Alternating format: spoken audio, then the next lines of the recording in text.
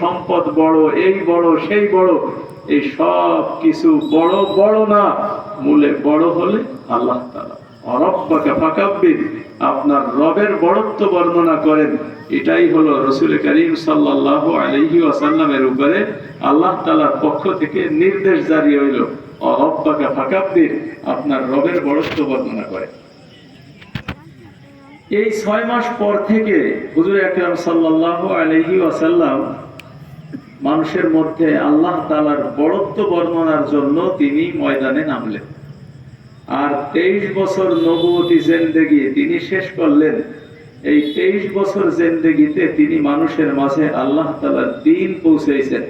কিন্তু কথাও এক জায়গায় যে 23 বছরের পূর্ণটাই রাসূল করিম সাল্লাল্লাহু আলাইহি ওয়াসাল্লাম অক্লান্ত পরিশ্রম করছেন। কিন্তু 23 বছরে একজন মানুষের দ্বারা কতজন মানুষের কাছে যাওয়া সম্ভব? আল্লাহ তাআলা এই দ্বীনি মিশনকে সারা দুনিয়াব্যাপী ছড়ানোর জন্য এক বিশেষ জামাত, এক বিশেষ দলকে আল্লাহ তাআলা নিজে মনোনীত করছেন।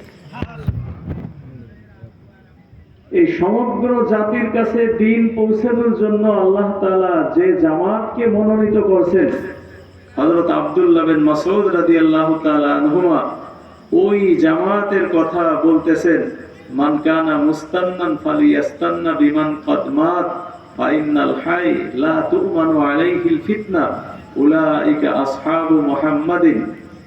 যে তোমরা যদি কেউ আদর্শ গ্রহণ করতে চাও, তোমরা যদি কেউ আদর্শ গ্রহণ করতে চাও, তাহলে রাসূল করিম সাল্লাল্লাহু আলাইহি ওয়াসাল্লামের সাহাবায়ে কিরাম যারা দুনিয়ার থেকে বিদায় নিয়ে গেছেন দ্বীনের উপরে থাইকা, নবীর আদর্শের উপরে থাইকা, তোমরা যদি আদর্শ গ্রহণ করতে চাও তাহলে তারাই হলেন তোমাদের আদর্শ। এক একজন সাহাবায়ে কিরামের জীবনী আমরা লক্ষ্য করি, দ্বীনের এক এক দিক এক একজন সাহাবায়ে কিরামকে আল্লাহ তাআলা এই আদর্শ দান করছেন যে উম্মত যদি গ্রহণ করতে চায় তাহলে ওই সাহাবা থেকে আদর্শ গ্রহণ করতে পারে। একটা একটা দিক যদি আমরা পর্যালোচনা করি তাহলে একজন মানুষের জীবনে উন্নত আদর্শ, উন্নত চরিত্রের এমন কোন দিক নাই সাহাবায়ে কিরাম যার নমুনা দুনিয়াতে রেখে না গেছে। হযরত বিলাল হাবশী রাদিয়াল্লাহু তাআলা আনহু, হযরত বিলাল হাবশী রাদিয়াল্লাহু তাআলা আনহু একেবারে ইসলামের শুরু দিককার মুসলমান এবং গোলামগণের মধ্যে, কৃতদাসদের মধ্যে সর্বপ্রথম ইসলাম গ্রহণ করছেন হযরত বিলাল হাবশী রাদিয়াল্লাহু তাআলা আনহু। ইসলাম গ্রহণ, আল্লাহকে রব হিসেবে মেনে নেওয়া আর মুহাম্মদুর রাসূলুল্লাহ সাল্লাল্লাহু আলাইহি ওয়াসাল্লামকে নবী হিসেবে স্বীকার করে নেওয়া, এই দুইটা জিনিসকে, আল্লাহকে মাবুদ হিসেবে মানা আর মুহাম্মদ সাল্লাল্লাহু আলাইহি ওয়াসাল্লামকে রাসূল হিসেবে মানা, এই দুইটা জিনিসকে তিনি মৌলিক এই দুই জিনিসের মাধ্যমে পুরো দ্বীনকে তিনি যেভাবে আঁকড়ায় ধরছেন, তার দ্বীনের দৃঢ়তা সম্পর্কে একটু ভাবেন। যে উনি ছিলেন উমাইয়া বিন খালাফ, এই উমাইয়া বিন খালাফের কৃতদাস গোলাম। তো তখনকার নিয়ম ছিল কৃতদাস মানে এরা মানুষের মানবীয় অধিকার পাওয়ার যোগ্য না, বরং মানুষের মালিকানায় মাল সামানা যেমন বিক্রি হয়, মানুষ যেভাবে ইচ্ছা সেভাবে ব্যবহার করে, সেই সময় গোলাম বান্দীদেরকে ওই রকম বেচা কিনা করা হইতো আর মানুষ যথাচ্ছা ব্যবহার করত। তো ওই হযরত বিলাল রাদিয়াল্লাহু তাআলা আনহু যে উমাইয়া বিন খালাফের গোলাম ছিলেন, উনি হযরত বিলাল ইসলাম গ্রহণ করছেন আর উমাইয়া হলো ইসলামের ঘোরতর শত্রু। এটা স্বাভাবিক কথা। মালিক যদি হয় ইসলামের ঘোরতর দুশমন আর তারই গোলাম যদি হয় ইসলামের অনুসারী, তাহলে কি পরিমাণ তেলে বেগুনে জ্বলতে পারে, ঠিক উমাইয়া সেইভাবেই জ্বলছে। এবং জয়লা যদি তাকে হত্যা করে দেয় তা হত্যা করে দিলে এটা অন্যদের সামনে বড় কোনো উদাহরণ হয়ে থাকে না।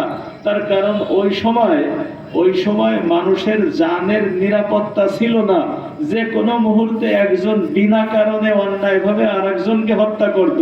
কিন্তু উমাইয়া চাইছিল যে তাকে এমন ভাবে শাস্তি দেব বাঁচায় রাখা, যে অন্য কেউ যাতে ইসলাম গ্রহণের হিম্মত না করে। হযরত বিলাল হাবশী রাদিয়াল্লাহু তাআলা আনহুকে এই কাফেররা পালাক্রমে শাস্তি দিত। এক একজন শাস্তি দিতে যাইয়া নিজে হয়রান হয়ে যাইত, আবার আরেকজনের দায়িত্বে দিত। এইরকম রাতভর মারত, আর দিনে উত্তপ্ত মরুভূমির মধ্যে চিৎ করে শোয়াইয়া বুকের উপরে বড় পাথর চাপারে। এর কুনাকানির মুখোমুখিও যদি আমরা হই, তাহলে আমাকে দিনদারি আর আমাকে ইসলাম কোথায় যাবে? আমাকে দিনদারি আর আমাকে ইসলাম কোথায় যাবে? মাঝে মধ্যে তো দেখা যায় কাফনের কাপড় পইরা মিছিলে নামছে, এক পাশে পুলিশে পিটান দিয়া ধরছে, সব কাফনের কাপড় পইরেই ময়দান ছাড়া। হ্যাঁ, কাফনের কাপড় পইরেই ময়দান ছাড়া। তাহলে আমাকে ইমানের জোর তো এই যে এক পাশ থেকে পুলিশে পিটান দিলে আর এক পাশ থেকে ময়দান ছাড়া। আর হযরত বিলাল হাবশী রাদিয়াল্লাহু তাআলা আনহুর ইমানের জোর ছিল এই যে রাতভর পিটাইয়া দিনভর উত্তপ্ত মরুভূমির মধ্যে শোয়ায় রাখা সত্ত্বেও ইমান ছাড়ার তো প্রশ্নই উঠতো না। উনি বারবার এই একই জপতেন, আহাদ আহাদ, এক আল্লাহকে মানি, আল্লাহর সঙ্গে কাউকে শরীক করতে তৈরি না। হযরত বিলাল হাবশী রাদিয়াল্লাহু তাআলা আনহুর ওই ঈমানের দৃঢ়তাকে যদি এক পাশে রাখা হয়, আর আমাদের মতো কোটি কোটি মুসলমানের ঈমানকে যদি আরেক পাশে রাখা হয়, তো এক সাহাবা, গোলাম সাহাবার সমকক্ষ আমাকে আর ঈমান না। আল্লাহ তাআলা এই জামাতকে মনোনীত করছেন, তারা তাদের জীবনে ইসলামকে কিভাবে আঁকড়ায় ধরতে হয় তার উদাহরণ দেখা গেছে। হযরত আবু হুরায়রা রাদিয়াল্লাহু তাআলা আল্লাহ তাআলা তাকে আরেক লাইনে কাজে লাগাইছেন।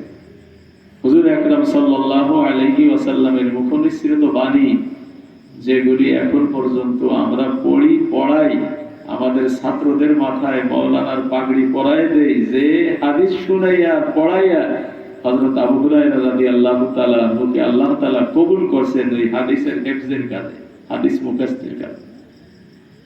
উনি দিন রাত হুজুর আকরাম সাল্লাল্লাহু আলাইহি ওয়াসাল্লামের দরবারে পড়ে থাকতেন।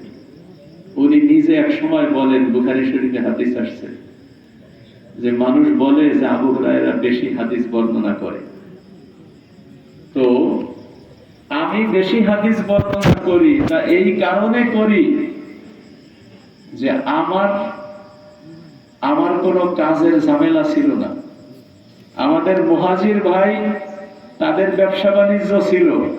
আমাদের আনসার ভাই, তাদের ক্ষেত খামার ছিল। আর আমি আবু হুরায়রা দুমুঠো খাবার পাইলে আমি নবীর দরবার কোনো সময় ছাড়তাম না। এই কারণে আমি এমন সময়ের খবরটাও সংরক্ষণ করতাম, এমন সময়ের হাদিসটাও আমি মুখস্থ করতাম যে সময় আনসাররাও নাই, মুহাজিররাও নাই, কেউ খেতে খামারে আর কেউ হয়তো বাজার ঘাটে, আর আমি রাসূল করিম সাল্লাল্লাহু আলাইহি ওয়াসাল্লামের দরবারে পড়ে থাকতাম। হযরত আবু হুরায়রা রাদিয়াল্লাহু তাআলা আনহু বলেন যে একবারকার ঘটনা, যে ক্ষুধার তাড়না, খাবার কিচ্ছু নাই, হুজুরের দরবার ছাড়তেছি না, দরবারে পড়ে আছি, আর ক্ষুধার তাড়না এই পরিমাণ ক্ষুধা যে ক্ষুধার তাড়নায় বেহুশ হয়ে পড়ে গেছি। ক্ষুধার তাড়নায় বেহুশ হয়ে পড়ে গেছি। মানুষ আমাকে মৃগ রোগী মনে করে ঘাড়ের উপর পা রাখছে। রাসূল করিম সাল্লাল্লাহু আলাইহি ওয়াসাল্লাম আমার অবস্থা দেখে হুজুর ঠিক পাইছেন। হুজুর ঠিক পাইয়া আমাকে উঠাইছেন, ওঠো, উঠে আমাকে বাসায় নিয়ে গেছেন, রুমে নিয়ে গেছেন। রুমে নিয়ে যাইয়া এরপরে বাড়িতে জিজ্ঞেস করছেন যে খাবারের কিছু আছে? তো বাড়ির থেকে বলছে যে প্রতিবেশীরা হাতিয়ে দিছিল, এক পেয়ালা দুধ আছে। রাসূল করিম সাল্লাল্লাহু আলাইহি ওয়াসাল্লাম বলে, ঠিক আছে, ওই এক পেয়ালা দুধ দাও। আর আবু হুরায়রা রাদিয়াল্লাহু তাআলা আনহুকে বলছেন যে যাও, মসজিদে আহলে সুফফার আরো যারা আছে তাদেরকে ডেকে নিয়ে এসো। দুধ এক পেয়ালা। হযরত আবু হুরায়রা রাদিয়াল্লাহু তাআলা আনহু বলেন যে আমি বুঝলাম এক পেয়ালা দুধ এত মানুষ ডাইকে আনবো আর আমারই হয়তো ভাগ করার জন্য হুজুর দিবেন, তো এক একজনকে খাওয়াইতে খাওয়াইতে অবশেষে আমার কপালে আর হয়তো জুটবে। তারপরেও রাসূল করিম সাল্লাল্লাহু আলাইহি ওয়াসাল্লাম যা বলছেন ওটাই মানতে হবে, তাই আমি গেলাম, যাইয়া তাদেরকে ডাইকে আনলাম। ঠিকই হুজুর আকরাম সাল্লাল্লাহু আলাইহি ওয়াসাল্লাম আমার হাতে দুধের পেয়ালা দিয়ে বললেন যে যাও একে একে পান করাও। তা আমি ওই দুধের পেয়ালা নিয়ে একজনের হাতে দিতাম, উনি তৃপ্তি সহকারে পান করে তারপরে আমার কাছে ফেরত দিতেন। আমি আরেকজনের কাছে দিতাম, সে আবার তৃপ্তি সহকারে পান করে তারপরে আমার কাছে ফেরত দিতেন। এইভাবে করতে করতে একে একে 70 জন সাহাবায়ে কিরাম সবাইকে আমি দুধ পান করাইলাম, কিন্তু পেয়ালার দুধ যা ছিল এখনো তাই। সুবহানাল্লাহ। এইবার হুজুর আকরাম সাল্লাল্লাহু আলাইহি ওয়াসাল্লাম আমার দিকে তাকাইয়া একটু মুস্কি হেসে বললেন, আবু হুরায়রা, এখন তুমি আর আমি মাত্র বাকি আছি, আর কেউ বাকি নাই। তো এইবার আমাকে বললেন এবার তুমি খাও। তো আমি দুধ পান করলাম। তো পান করে যখন হুজুরের হাতে দিচ্ছিলাম তো হুজুর বললেন যে আরো খাও। আমি আবারও খাইলাম। আবার হুজুরের হাতে দিচ্ছিলাম তো হুজুর বললেন আরো খাও। তো আমি তারপর বললাম যে হুজুর পেট টান টান হয়ে গেছে, আর খাওয়ার জায়গা নাই। এরপরে রাসূল করিম সাল্লাল্লাহু আলাইহি ওয়াসাল্লামের হাতে দিলাম, তো হুজুর বাকিটুক বিসমিল্লাহ করে চুমুক দিয়ে খাই ফেলাইলেন। তো রাসূল সাল্লাল্লাহু আলাইহি ওয়াসাল্লাম খাওয়ার পরে যে দুধ শেষ হইল, আর এক পেয়ালা দুধ এই 70 জন সাহাবায়ে কিরাম সবাই পরিতৃপ্তির সাথে খাই দিলেন। সুবহানাল্লাহ। মূল বোঝার বিষয় হলো এখানে হযরত আবু হুরায়রা রাদিয়াল্লাহু তাআলা আনহু ইচ্ছা করলে বিভিন্ন জায়গায় যাইয়া কামাই রোজগার করে পেটে পরিতৃপ্তির সাথে খাবার খাইতে পারতেন, কিন্তু আমরা হয়তো আরো অনেকগুলি হাদিস পাইতাম না।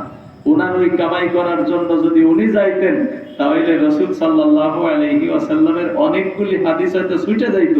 হযরত আবু হুরায়রা রাদিয়াল্লাহু তাআলা আনহু কোথাও যান নাই, এই ক্ষুধার তৃষ্ণার যাতনা সহ হুজুরের দরবারে থেকে হাদিস মুখস্থ করছেন, আর সেই হাদিসগুলি আমাদের কাছ পর্যন্ত আসছে। আজ সেটাই আমাদের বড় পুঁজি। সাহাবায়ে কিরামের এই অবদান এক এক দিকে এক একজনের অবদান। হযরত খালিদ ইবনে ওয়ালিদ রাদিয়াল্লাহু তাআলা আনহু, আল্লাহ তাআলা তাকে আরেক দিকের জন্য কবুল করেছেন। ইসলামের যত বড় বড় যুদ্ধ হযরত খালিদ ইবনে ওয়ালিদ রাদিয়াল্লাহু তাআলা আনহু উনি মুসলমান হইছেন ফাতে মক্কার সময়। ফাতে মক্কা, মক্কা বিজয়ের সময় মুসলমান হইছেন। এর আগ পর্যন্ত উনি ইসলামের ছায়াতলে আসেন নাই, এবং এই একজন মানুষ যার জিন্দেগিতে কোনো পরাজয়ের রেকর্ড নাই, যার জিন্দেগিতে কোনো যুদ্ধে পরাজয়ের রেকর্ড নাই। তো অমুসলমান থাকা অবস্থায় বদর যুদ্ধে উনি আসেন নাই, ওই যুদ্ধে কাফেররা ঠকছে। আর উহুদ যুদ্ধে হযরত খালিদ ইবনে ওয়ালিদ রাদিয়াল্লাহু তাআলা আনহু কাফেরদের পক্ষে লড়াই করতে আসছিলেন, আর ওনারই নেতৃত্বে ঘোড়সওয়ার বাহিনী মুসলমানদের পিছন থেকে হামলা করে উহুদ যুদ্ধে একবার বিজয় হাতে পাওয়ার পরেও সাহাবায়ে কিরাম যে কীর্তি পরাজয়ের স্বাদ পাইলেন, এটা খালিদ ইবনে ওয়ালিদ রাদিয়াল্লাহু তাআলা আনহুর কারণেই সেই ঘটনাটা ঘটছিল। তো ওই খালিদ ইবনে ওয়ালিদ রাদিয়াল্লাহু তাআলা আনহু আল্লাহ তাআলা তাকে দিয়ে দ্বীনের যে সুরক্ষা করছেন, বিভিন্ন জায়গায় বড় বড় যুদ্ধে হযরত খালিদ ইবনে ওয়ালিদ রাদিয়াল্লাহু তাআলা আনহুর হাতে আল্লাহ তাআলা বিজয় দান করেছেন। হযরত খালিদ ইবনে ওয়ালিদ রাদিয়াল্লাহু তাআলা আনহু যে বছর মুসলমান হইলেন, ওই বছরই রাসূল করিম সাল্লাল্লাহু আলাইহি ওয়াসাল্লাম সেই ফাতে মক্কার বছর মানে ৮ম হিজরিতে, তবে মক্কা বিজয়ের আগেই উনি মুসলমান হয়েছেন। উনি মক্কা বিজয়ের অভিযানে মুসলমানদের সাথে ছিলেন, তবে ওই বছর ৮ম হিজরিতে হযরত খালিদ ইবনে ওয়ালিদ রাদিয়াল্লাহু তাআলা আনহু ইসলাম গ্রহণ করেন।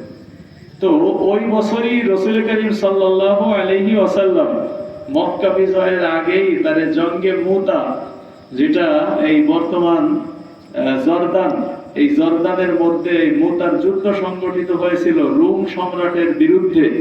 তো মুসলমানরা মাত্র 3000 সৈন্য দিয়ে রাসূল করিম সাল্লাল্লাহু আলাইহি ওয়াসাল্লাম পাঠিয়েছিলেন, আর এর বিপরীতে 2 লক্ষ সৈন্য আসছিল হলো রোম সম্রাটের। এই 2 লক্ষ সৈন্যের মোকাবেলায় 3000। হুজুর আকরাম সাল্লাল্লাহু আলাইহি ওয়াসাল্লাম ওই যুদ্ধে 3 জন আমির পরপর ঘোষণা করেছিলেন, বলে দিয়েছিলেন যে আমির থাকবে জাফর বিন আবি তালেব।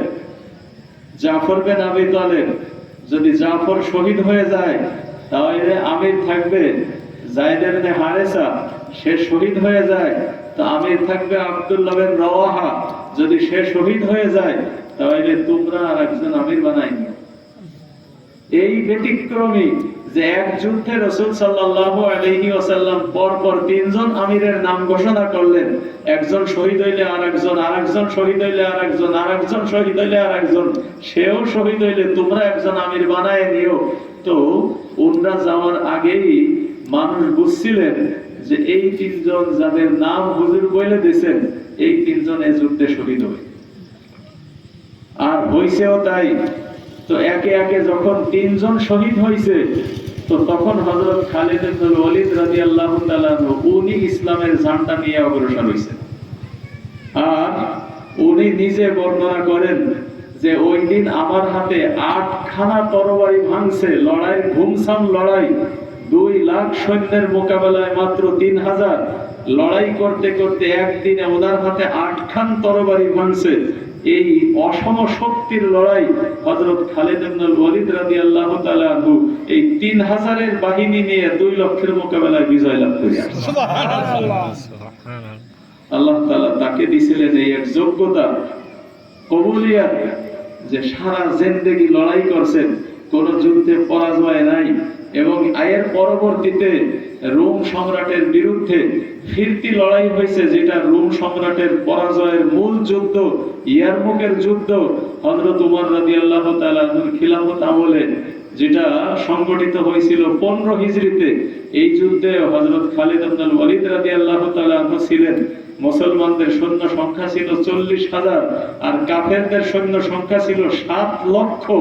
এই 7 লক্ষের মোকাবেলায় 40,000 তারা বিজয় ছিনিয়ে আনছে। সুবহানাল্লাহ। সাহাবায়ে কিরামের এই অবদান, ইসলামের জন্য তাদের যে কুরবানি, এই ইসলামের জন্য তাদের এই কুরবানির বদৌলতে সারা দুনিয়াতে ইসলাম ছড়াইছে। সুবহানাল্লাহ, সারা দুনিয়াতে ইসলাম ছড়াইছে। তো একে একে এক এক দিক যদি লক্ষ্য করি, তো আল্লাহ তাআলা এক একজন সাহাবায়ে কিরামকে দিয়ে এক এক দিকে কাজ দিয়েছে। হযরত ওমর ইবনুল খাত্তাব রাদিয়াল্লাহু তাআলা, ইসলামের এমন কোন দিক নাই আল্লাহ তাআলা হযরত ওমর রাদিয়াল্লাহু তাআলা আনহুকে যে যোগ্যতা না দিয়েছিলেন, তার মধ্যে সবচাইতে উল্লেখযোগ্য হযরত ওমর রাদিয়াল্লাহু তাআলা আনহুর শাসন আমল, যে ইনসাফের এমন এক উদাহরণ রেখে গেছেন। আজও পর্যন্ত দুনিয়ার কাফের, মুশরিক, মুসলমান নির্বিশেষে হযরত ওমর রাদিয়াল্লাহু তাআলা আনহুর সেই রাষ্ট্র পরিচালনা, এটাকে আদর্শ হিসেবে সামনে নিয়ে চলে। আল্লাহ তাআলা তাকে এই যোগ্যতা দান করেছিলেন। তো হযরত ইবনে মাসউদ রাদিয়াল্লাহু তাআলা আনহুর যে বর্ণনা, মান কানা মুস্তান্নান ফালিয়াস্তান্না বিমান কাদ মাত ফাইন্নাল হাই লা তুমানু আলাইহি ফিতনা। যে ব্যক্তি চায় যে সে আদর্শ গ্রহণ করবে, তো সে যেন ওই সমস্ত মানুষদের আদর্শ গ্রহণ করে যারা নবীর সাহাবী হয়ে দুনিয়ার থেকে বিদায় নিয়ে গেছে। জীবিতরা ফিতনা মুক্ত না। কানু আফজাল হাযিহিল উম্মাহ, উলাইকা আসহাবু মুহাম্মদ কানু আফজাল হাযিহিল উম্মাহ। তারা ছিলেন মুহাম্মদ সাল্লাল্লাহু আলাইহি ওয়াসাল্লামের সাথী সঙ্গীগণ। তারা বলেন এই উম্মতের মধ্যে সবচাইতে উত্তম ব্যক্তিত্ব আফজাল হাযিহিল উম্মাহ। আবার রাহা কুলুবান, অন্তর ছিল অত্যন্ত পবিত্র, অত্যন্ত নিষ্কলুষ, মনের মধ্যে কোনো জড়তা নাই। যাকে ভালোবাসে তো মন দিল দিয়ে ভালোবাসে, যার সঙ্গে শত্রুতা তার সঙ্গে মন দিল দিয়ে শত্রুতা।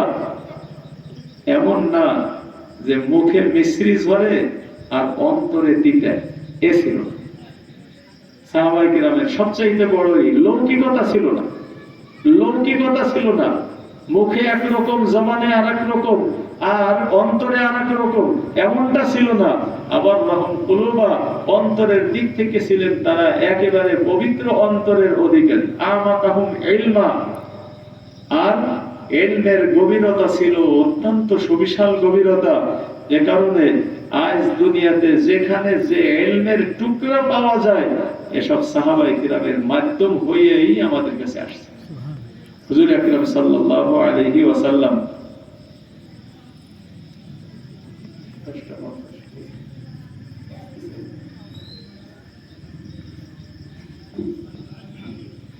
তো সাহাবায়ে কিরাম ইলমের গভীরতা, এক একজন সাহাবায়ে কিরামের ইলমের গভীরতা যদি দেখা যায় কল্পনাতীত।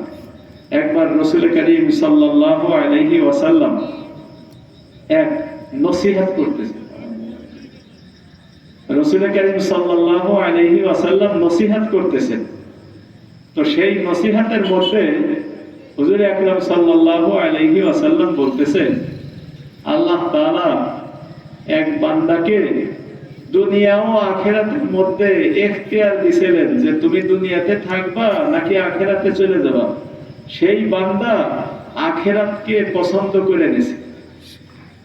এগুলো ওয়াজের মধ্যে বলতেছেন যে আল্লাহ তাআলা এক বান্দাকে দুনিয়া আর আখিরাতের মধ্যে ইখতিয়ার দিয়েছে, তুমি দুনিয়াতে থাকবা না আখিরাতে যাবা। সেই বান্দা আখিরাতকে ইখতিয়ার করে নিয়েছে। হযরত আবু বকর সিদ্দিক রাদিয়াল্লাহু তাআলা ওয়াজ শুনে খুব কাঁদতেছেন। ওই মজলিসে হযরত আবু সাঈদ খুদরি রাদিয়াল্লাহু তাআলা বসা।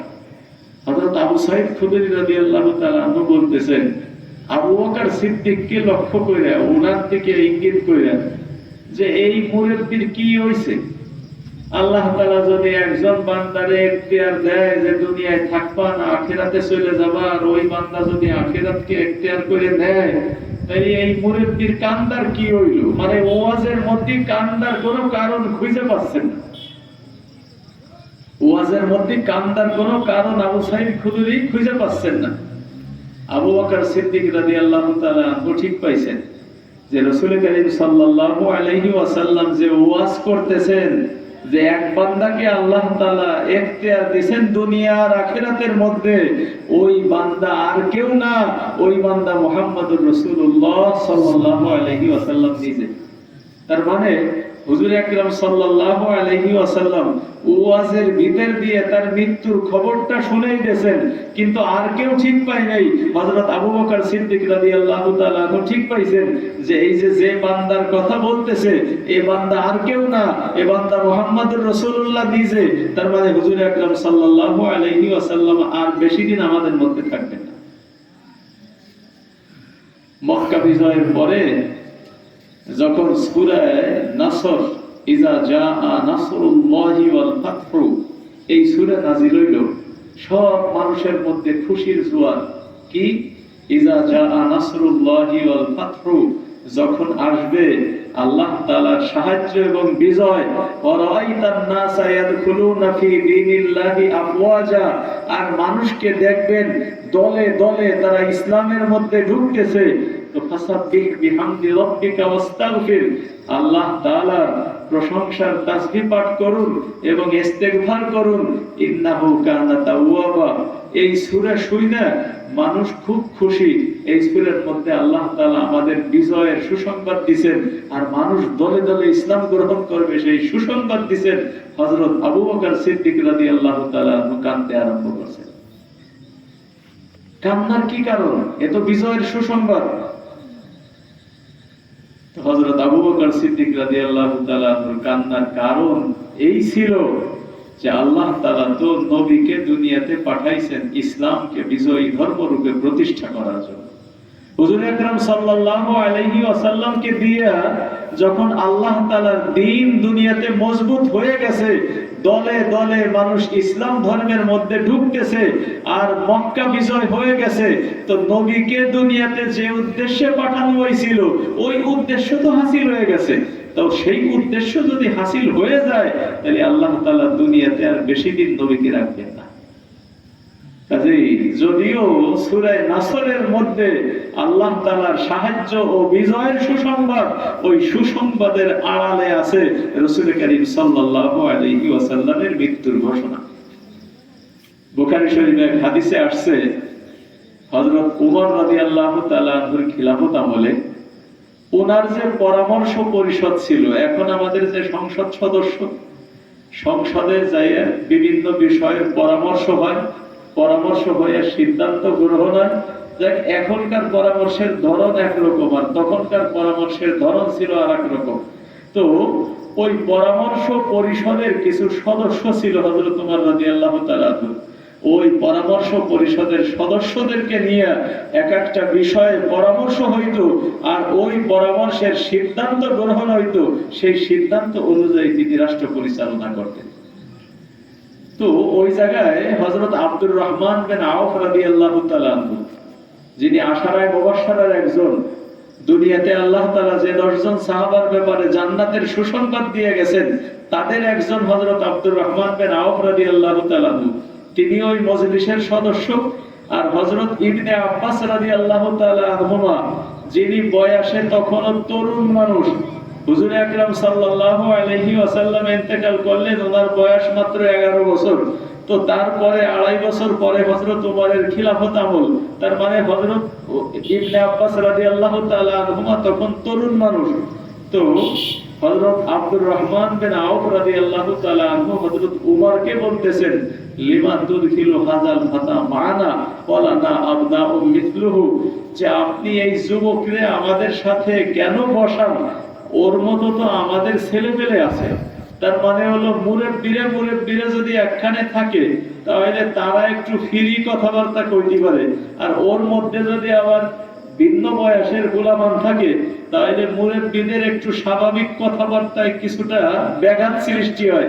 এই জন্য হযরত আব্দুর রহমান বিন আওফ রাদিয়াল্লাহু তাআলা আনহু হযরত উমরকে বলতেছেন যে এই যুবকরে আমাদের সাথে আপনি কেন আনেন? ওর মতো তো ছেলেপেলেই আমাদেরকে আছে। এই মুরব্বিদের মজলিসে এই যুবকরে আনার দরকারটা। তো হযরত উমর রাদিয়াল্লাহু তাআলা আনহুমা, উমর রাদিয়াল্লাহু তাআলা আনহু উনি বলতেছেন যে ইবনে আব্বাস কে তা তো আপনারা জানেন। হুজুর আকরাম সাল্লাল্লাহু আলাইহি ওয়াসাল্লামের আপন চাচাতো ভাই, তার অনেক উঁচু মর্যাদা। তারপরেও একদিন মজলিস ডাকছেন, মজলিস ডাইকে ও মজলিসে আব্দুর রহমান বিন আওফও আছেন, আরো অন্যান্য সদস্যরাও আছেন, হযরত ইবনে আব্বাস রাদিয়াল্লাহু তাআলা আনহুমাও আছেন। হযরত ওমর রাদিয়াল্লাহু তাআলা আনহু উনি এই মজলিসে সূরা নাসর পড়া, তারপরে একে একে মুরব্বি সাহাবায়ে কিরামকে জিজ্ঞাসা করলেন যে এই সূরায় আল্লাহ তাআলা কি বুঝাইতে চাইছেন আমাদের। তো মুরব্বি সাহাবায়ে কিরাম কেউ কইছেন যে আল্লাহ জানেন, কেউ কইছে যে আমি জানি না, আর কেউ কইছেন যে এই সূরার মধ্যে আল্লাহ তাআলা আমাদেরকে বিজয়ের সুসংবাদ দিয়েছেন, আর যখন আমরা বিজয় পেয়ে যাব তখন আমাদের দায়িত্ব যাতে ইস্তেগফার করি আর তাসবিহ তাহলিল করি, এটা আমাদের দায়িত্ব। হযরত ইবনে আব্বাসকে অবশেষে জিজ্ঞেস করতেছেন যে বাতিজা, এই ব্যাপারে তুমি কি বলো? হযরত ইবনে আব্বাস রাদিয়াল্লাহু তাআলা আনহুমা বলতেছেন যে এর মধ্যে হলো আজালু রাসূলিল্লাহ সাল্লাল্লাহু আলাইহি ওয়াসাল্লাম আ'লামাহু ইয়া। এই সূরা মূলত রাসূল করিম সাল্লাল্লাহু আলাইহি ওয়াসাল্লামের মৃত্যু সংবাদ বই আছে। এই সূরার মধ্যে আছে হুজুর আকরাম সাল্লাল্লাহু আলাইহি ওয়াসাল্লামের মৃত্যু সংবাদ। উনি এই কথা বলার পরে হযরত ওমর রাদিয়াল্লাহু তাআলা আনহু বললেন, বাতিজা তুমি যা জানো, যা বোঝো, আমিও এই বুঝি। তখন অন্যান্য সাহাবায়ে কেরাম মুরব্বিরা যারা, তারা ঠিক পাইলেন যে আব্দুল্লাহ বিন আব্বাস বয়সে যদিও তরুণ, কিন্তু আসলে কুরআনে কারীমের বড় আলেম তিনি। আল্লাহ তাআলা তাকে যে কুরআনের ইলম দান করেছেন, ওই ইলমের কারণেই হযরত ওমর রাদিয়াল্লাহু তাআলা আনহু তাকে এই মজলিসের সদস্য রাখলেন। সুবহানাল্লাহ। কাজেই সাহাবায়ে কিরাম আল্লাহ তাআলা তাদেরকে, হযরত ইবনে মাসউদ বলেন, ইখতারাহুমুল্লাহু লিসুহবাতি নাবিয়্যিহি ওয়া লিইকামাতি দীনি।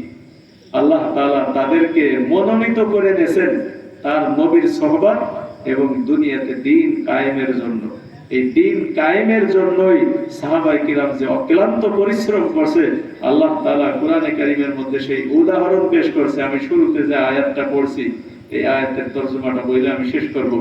যে এই আয়াতে আল্লাহ তাআলা বলতেছেন, মুহাম্মাদুর রাসূলুল্লাহ ওয়াল্লাযিনা মাআহু আশিদ্দাউ আলাল কুফফার রুহামাউ বাইনাহুম, যে মুহাম্মাদুর রাসূলুল্লাহ আর তার সঙ্গে যারা আছেন, তার সঙ্গে কারা? তার সঙ্গে বলেন সাহাবায়ে কিরাম। মুহাম্মাদুর রাসূলুল্লাহর সাথে যারা আছেন তারা বলেন সাহাবায়ে কিরাম। আল্লাযিনা মা আশিদ্দাউ আলাল কুফফার রুহামাউ বাইনাহুম, কাফেরদের বিরুদ্ধে অত্যন্ত দৃঢ় কঠিন, আর মুসলমানদের মধ্যে পারস্পরিক সম্পর্ক অত্যন্ত মধুর। তার মানে মুসলমান আপন আর কাফেররা শত্রু। এখন তো আমাদের নেচার গেছে উল্টে, স্বভাব গেছে উল্টে। দাদা হইলে বেশি আপন, আর মুসলমান হইলে তাকে উপরে বিশ্বাস রাখতে পারি না। কথা কি বলছেন? কিন্তু সাহাবায়ে কিরামের গুণ ছিল আশিদ্দাউ আলাল কুফফার রুহামাউ বাইনাহুম, কাফেরদের বিরুদ্ধে দৃঢ় কঠিন, কিন্তু নিজেদের মধ্যে আপোষে একজন আরেকজনের প্রতি অত্যন্ত স্নেহময় ও দয়ালু। রুহামাউ বাইনাহুম তারাহুম রুকআন সুজদা, তাদেরকে দেখবেন রুকু ও সিজদারত অবস্থায়, তার মানে নামাজরত অবস্থায়, ইয়াবতাগুন ফাজলাম মিনাল্লাহি ওয়া রিজওয়ানা, যে আল্লাহ তাআলার কাছে তারা সন্তুষ্টি, আল্লাহ তাআলার কাছে ফজল, অনুগ্রহ এবং সন্তুষ্টির আশায় তারা নামাজরত অবস্থায় থাকে। তাহলে এটা হলো তাদের সিফাত, যে তারা নামাজরত অবস্থায় থাকে। সীমাহুম ফি উজুহিহিম ফি আসারি, সীমাহুম ফি উজুহিহিম মিন আসারিস সুজুদ, যে তাদের চেহারায় থাকবে হলো সিজদার চিহ্ন। এই সিজদার চিহ্ন, তার মানে যে কপাল কালো হয়ে যায় মূলে এইটা না, বরং চেহারার মধ্যে বিনয়ের ছাপ, বিনয়ের ছাপ চেহারার মধ্যে দেখলে বোঝা যায় যে এই মানুষটা বিনয়ী। চেহারার মধ্যে এই বিনয়ের ছাপ, এটা হলো সীমাহুম ফি উজুহিহিম মিন আসারিস সুজুদ। সাহাবায়ে কিরামকে আল্লাহ তাআলা এই মর্যাদা দান করছেন, আর আল্লাহ তাআলা দ্বীন কায়েমের জন্য সাহাবায়ে কিরামকে মনোনীত করেছেন। কাজেই সাহাবায়ে কিরামকে মাঝে যদি আমরা অবমূল্যায়ন করি, বাদ দেই, তাদের অসম্মান করি, তাহলে মূলত রাসূল করিম সাল্লাল্লাহু আলাইহি ওয়াসাল্লামের দ্বীন আমাদের পর্যন্ত এটা নিরাপদ থাকে না, বরং হুজুর আকরাম সাল্লাল্লাহু আলাইহি ওয়াসাল্লামের রেখে যাওয়া দ্বীন আমাদের পর্যন্ত আসছে সাহাবায়ে কিরামের মেহনত ও অক্লান্ত পরিশ্রমে, এটা হলো নিরাপদ। আল্লাহ তাআলা সাহাবায়ে কিরামের ফজল এটা জানার মানার তৌফিক দান করেন। আমিন। মাশাআল্লাহ, মারহাবা। আল্লাহ তাআলা হযরত হায়দার বিদার বরকত নসিব করুন। নারায়ে তাকবীর, আল্লাহু আকবার, নারায়ে তাকবীর, আল্লাহু আকবার। আল কোরআনের আলো। আলহামদুলিল্লাহ, ইতিমধ্যে আমাদের প্রধান আকর্ষণ, প্রধান মেহমান